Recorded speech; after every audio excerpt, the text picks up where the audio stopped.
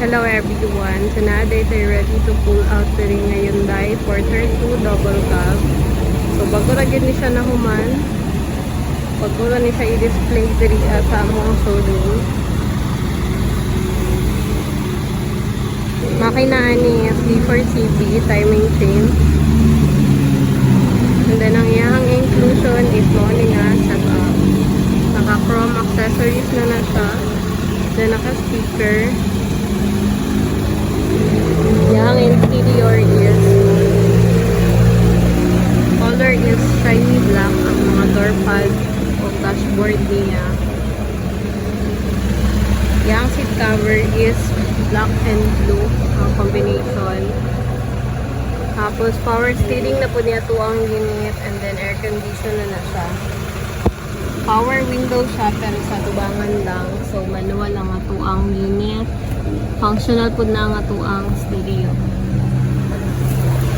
So again, ang makina ni Hyundai or ni Bongo na diri sa may passenger side, isa ka lang na ninyo ang iyahang lingkuranan.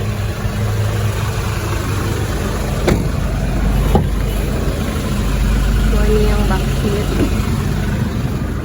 So 3 to 4 person ang makalingkod diri sa likod. So, bakante siya dali ang apart. Pwede ninyo butang ano gamit ko. Layo ang inyong mga biyahe. Very comfortable kaayon yun na. Cargo box is nasa mga 7.2 feet. Ang iyang kataason. Capacity sa tuang unit is 1.5 tons. So, 4x2 lang siya. Ibig sabihin sa 4x2 is double tires sa likod. So, wala conversion ani.